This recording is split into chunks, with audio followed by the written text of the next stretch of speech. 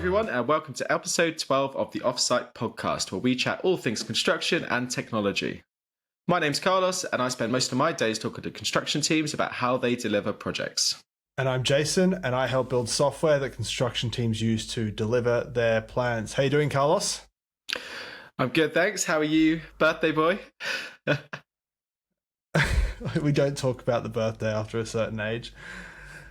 Oh, I was going to sing it all on my own. Happy birthday, but we'll save that for another day. I will insert that here. No.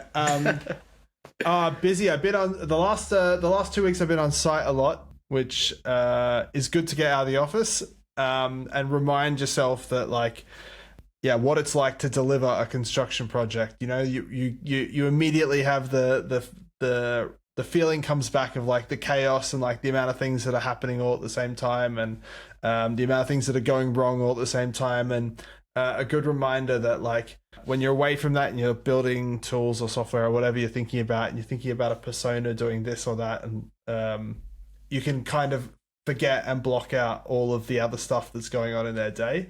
And yeah, it's a chaotic day. Yeah. Last year I went to a site, and obviously we're so focused on this Gantt chart with our map page and where people are working. When you actually go onto a site and see how congested it is, you're like, how the fuck do they actually do this? There's so much going on. So you forget how, particularly in cities, the amount of space you have actually to work with is crazy.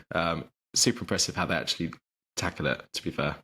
But always good to get. Yeah, it's what gets me a lot about the 4D schedules and BIM and stuff, and how it all feels like a beautiful version of The Sims or SimCity or something. And when you get out there, it's just people screaming at each other, honking, parking. It's much dirtier and grimier and chaotic than it looks like in a simulation. Yeah, 100%. You can't just drag and drop with that hand or a crane into position and suddenly it's there and you're using it. It's like a full operation. Right, so today we're going to be talking about some of the latest news related to High Speed 2's 2-year delay. But first up, we're going to chat design. Now, we all see in the news projects that are being cancelled or delayed due to spiraling costs. And that is often driven by design. So a lot of these contracts, you're sort of refining the design. You then try to agree a cost with the client. Sometimes that doesn't happen. Or due to spiraling costs, you have a redesign and you try and make things work with the budget at hand.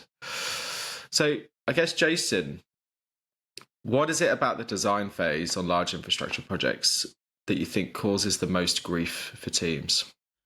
Where do you start? I wrote about this recently, and I wrote about it because I couldn't work out why it wasn't extremely obvious to everyone why all of them end up in that situation. Because every major infrastructure project that had a design and constructor or an EPC type element to it has followed, for me, and I'm maybe I'm in this minority of very unlucky outcomes, but for me, everyone has followed the similar playbook. As a contractor, we sort of signed up to some design and construct scope where in our scope was some development or completion of design. And so you tender on almost unknown unknowns, you're going to build a house, but what's the house supposed to look like? How big is it? What's the roof? There's so many unknowns when you tender that it's impossible to get right.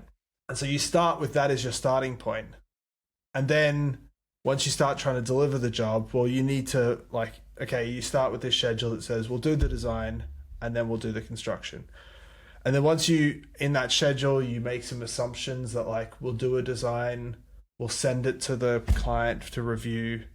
They'll review it. Maybe they'll approve it. Maybe they'll have a few little comments, and then we'll submit it again and we'll go off and build it.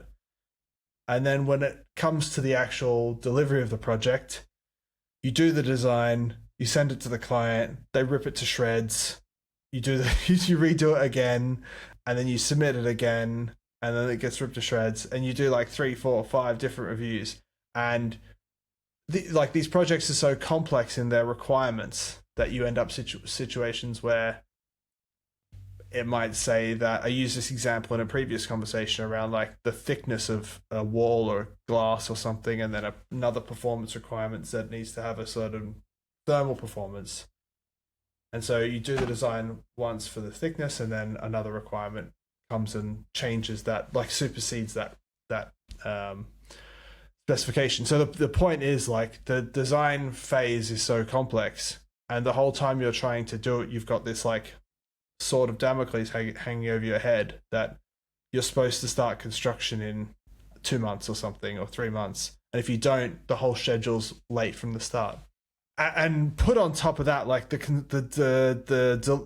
design phase is, unlike the construction phase, one where as it starts to slip, those looking at the schedule can find it easy to rework the logic of how we were going to deliver the design. And so what I mean by that is, in a construction phase, maybe you're going to build a building, you're going to go levels 1, 2, 3, 4, 5. And if one's late, you really don't have many options to do 3 before one's finished. Yeah. But in the design, in the design phase, if like a certain package of the design is late, it's very easy to just like break all the logic in the schedule and say, well, we'll just keep doing things concurrently.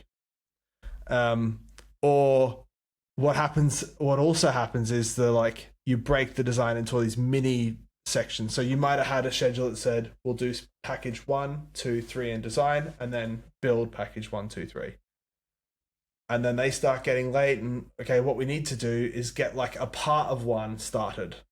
So let's try and break 1 into like 1A and B and C, and break like 1. Then what happens is like 3 packages of design go into 9 packages of design, and now all of a sudden you've got the same set of designers doing like 9 times the amount of work, 9 times the amount of or 3 times if I get my math right, 3 times the amount of reviews. And so this like cycle starts to spiral, because breaking designs into smaller packages kicks you through that review process more times. The more review processes equal more comments. And then ultimately construction starts on site, then issues start coming from the site, or changes from the construction team where they're trying to like value engineer something. And just all of this complexity and chaos is all just builds and builds and builds through the phase, or the client issues another instructed change. And this just keeps building and building and building through this phase, to the point where on so many projects I've been involved on, like the design phase is still going like past the planned construction end date. Like, I don't know if you had a similar experience on Crossrail or previous jobs. Yeah, I think one thing that really makes me feel stressed, and I'm glad I never worked in a design team, is the knock-on effect or the ripple effect from changing one thing and it changes everything. Like, it must be so difficult to keep like balancing everything because of little changes. Like, if we tie it back to like design, if Rob changes the spacing on something, that needs to change on the entire product, right? And it's like the same sort of idea that you have to check everywhere. And that's why there's so many reviews and teams and checkpoints, because everyone has their specialism and they need to check for their part of that aspect of the design, which I'm sure technology should be able to help in a big way at some point to reduce that. Yeah, and it's really hard, because like you've got your point's exactly right, where it's you make one change and it changes in so many different places, and that's difficult if you were just doing a complex design on its own. If you then add on top of that's like you're 3/4 into the design and a third of what you've designed has already been constructed, suddenly the thing that you've changed is not just changing like the design in a bunch of plots. You've now got to like bore a hole through a wall, and then the team goes to put the hole through the wall, and then something else goes wrong, and then that's getting more change. Like it's just a complete death spiral. Yeah. I can't say it any other way. Yeah, it's a nice way of putting it.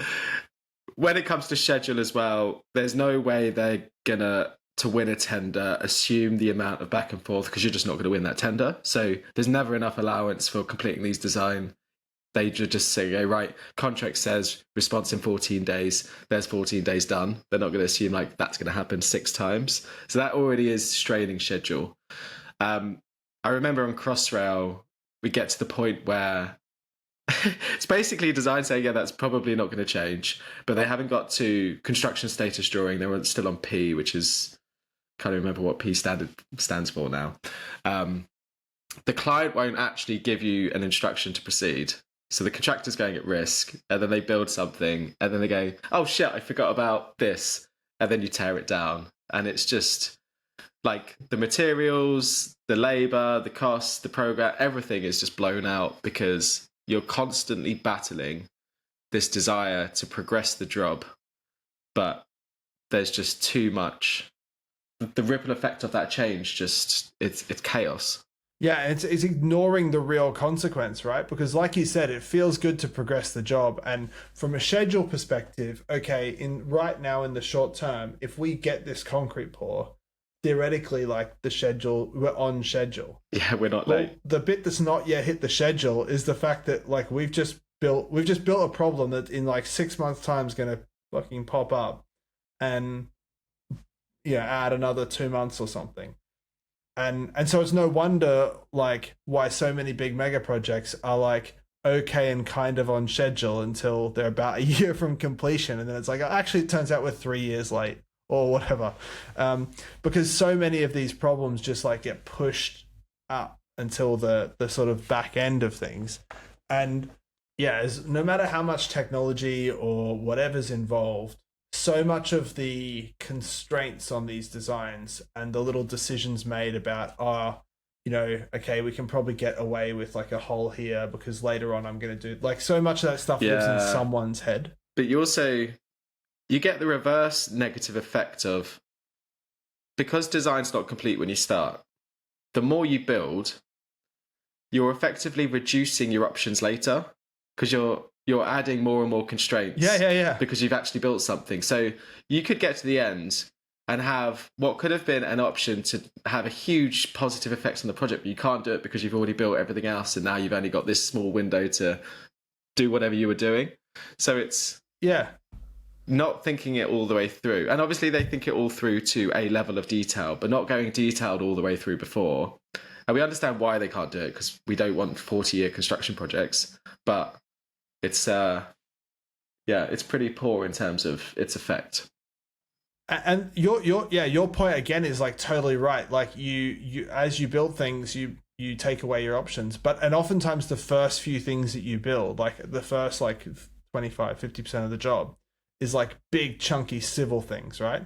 We're gonna whack some piles in here, we're gonna do the box here, and they're defining the space that you have effectively. Yeah, and they're like the real easy things to like, not easy things to build, but like they're not usually where a lot of the complexity comes. It's like when you're trying to do commissioning systems, and but they're also the things that are real hard to move if they're wrong. So you're really boxing yourself in. The options and ability to improve gets drastically smaller as you go, whereas that's probably actually at the most important end of how that structure or building will perform. The quote that really reminded me of this on I won't say the project or the team, but talking to one of the core fit out teams that were on one of the sections of this major infrastructure project in the UK, and so sort of asking them how the delivery of the project went over the last few years. The comment was, it actually would have been all right if we didn't have to install every panel 4 times.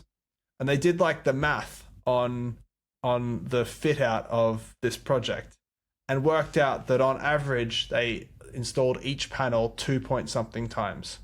Oh. Because they would do something, then some part of a system design would get completed for Minigate 8B or whatever it was, and then you'd have to rip all the panels off and run new cable. It's like you just can't build a job like that. You need to finish the design before you start building, I think. Yeah. There's also the other part, which is certain parties wanting to hit certain milestones to release bonuses and things like that. And they'll do that no matter what. That's all. alignment of incentives are a massive part to this. Yeah. Getting to certain, anyone can hit a milestone if you reduce enough of the scope. What can be done? Apart from the obvious. And the obvious thing, design before you construct. I think that's off the table is a fair statement. No, I think that's like one big key part to it, which is having a strategy for the delivery of the design and saying we've got to get like these certain packages of work designed to some percentage of completeness or some stage of completeness before and that needs to be a very clear red line or a gate that we go through. Like these things need to be signed off as not changing and agreed. Yeah, we confirm it works in X this or Y. space given or whatever that sort of milestone is. Yeah, whatever it is. But, I don't think it's feasible to get 100% design completion before you start construction. That's not really, that's not going to give you the most effective program. But yeah, having a much clearer design delivery plan and being really rigorous when the nibbling starts on like, you're basically there and we've only issued 4 different changes this month. You could probably, get going on that.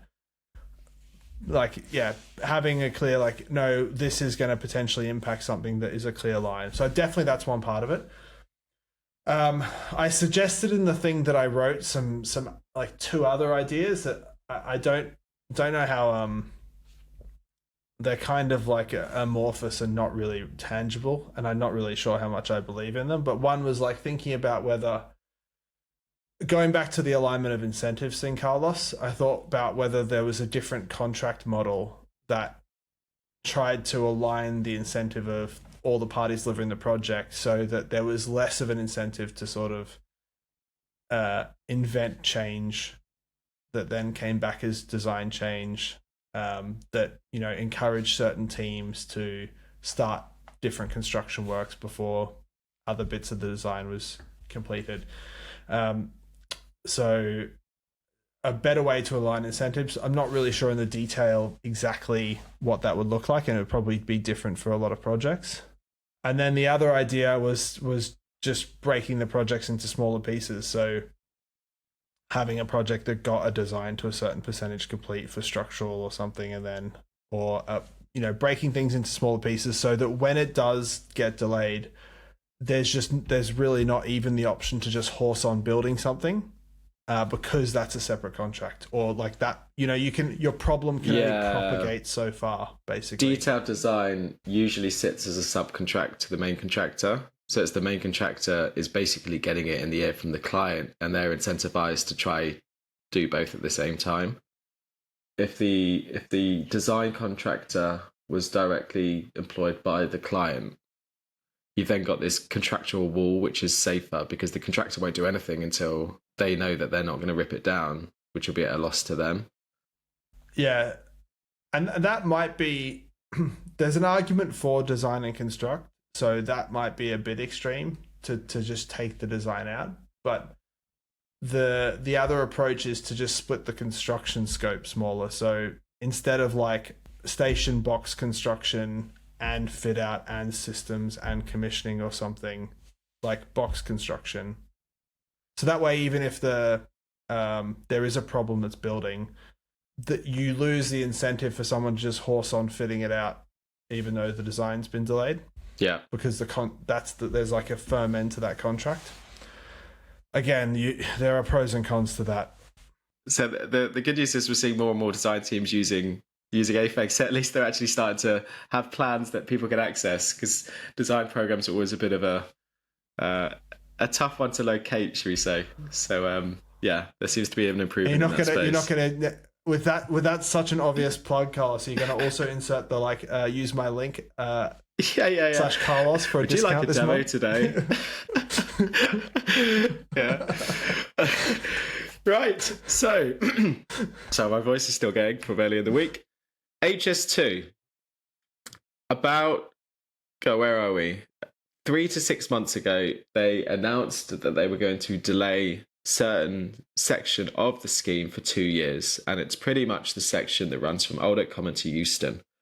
So they have this race for the trace, which is Birmingham to Old Oak Common, keep that to time, and get rid of the section to Euston for now, while they can sort of optioneer Euston Station because the cost went up, and focus resource on the main sort of part. Now, this 2-year delay at the time, we thought it was a bit odd. Will it actually sort of improve anything? Because they're just going to off-hire loads of staff. They're going to mothball sites.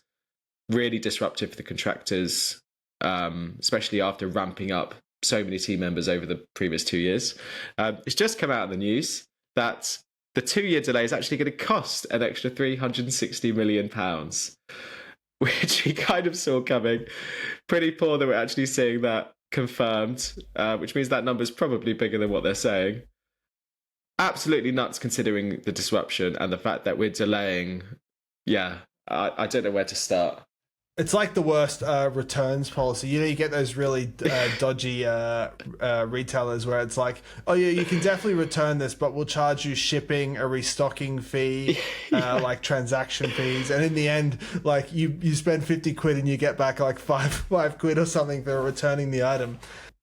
You claim to have called this. I know you said you claimed to have called this on a previous podcast that you predicted it. So if that is true, Carlos, Olu is going to find that clip and insert it here. If not, though, he's going to insert the sound like a duck noise or something. And so people will know that in like now. Yeah. So yeah, we'll know the truth. I was just going to say, as a former QS, you probably know better than most that like for a quantity surveyor, like math is a creative expression. Can you see how that would have that outcome could have been come to? Yeah, I think first of all, like if we look at some of the sections of HS2, they weren't removing staff; they were just putting them elsewhere on the job. Especially as it's only a 2-year period. If you off-hired them all, 12 months later you're rehiring them all. So it's a too short a period of time to actually sort of get rid of everyone. You're then spending time, money, materials, resources, actually getting site to an actual point that you can leave it. You can't just sort of stop work and leave it for 2 years. You can have all sorts of issues. So you're then doing months of work to prepare for this delay. And then you're going to have to mobilize the site again, basically 12 months later. You're delaying the scheme by 2 years. 2 years of prelims is way more than the cost of reducing the team for a section of it. So like that is massive. So you're going to be paying for whatever team that you reduce down to, you're going to pay for them twice. So you'd have to reduce the team by more than half just for the prelims alone to be worth it. And you're definitely going to be paying off. I don't know what contractual mechanisms they'll have for supply chain, but they're not just going to go, okay, cool, yeah, we'll see you in 2 years. There's going to be a cost associated with that, loss of earnings, like all sorts of things. So it just didn't make sense how that would actually save money. The thing that could actually end up saving the most money is if they redesign Euston so it's not 4.5 billion, they get it back to the 2. So that is a big meaty bit of money, and maybe it gives them enough time to actually do that design, which is kind of in line with what we were just speaking about. So that could be the positive outcome. But yeah, like yeah. But do you not think that this is just really like a bit of a move to give them cloud cover to can the stretch to Euston? Like, we tried to delay it to revisit it. That's going to increase the cost, and it's really just like our only logical outcome now is to can it. If they don't take it to Euston, I won't use it. There's no way I'm travelling to Old Oak Common to get to get a 55-minute train to Birmingham. In take it now, Transport for London or Network Rail. You're going to lose at least 50 quid a year in transport fees because Carlos won't use it. I speak for most Londoners when I tell you that the time it would take to get past Euston to Old Oak Common already removes the time saving to use HS2. Where you can get on a train which goes into the middle of Birmingham, and HS2 doesn't go into the middle of Birmingham, so you've got travel at the other end. So there's no benefit from going to Old Oak Common and getting High Speed 2 to Birmingham. when you can go to Euston and get a fast train anyway, which goes right into the centre of town. So, yeah, there's my other prediction. Well, you've heard it here. There's a boycott of all the South Londoners that live in. They won't use it. Yeah. Yeah. Most people haven't even heard of Old Oak Common. I guess you have to say Willesden, and then he goes, what the fuck? That's not in London. But anyway, maybe I'm special and that won't be the view, but I'd bet on it. That's for sure. Right, so that was a good ender. That is all the time that we have today. So as always, thank you very much for listening.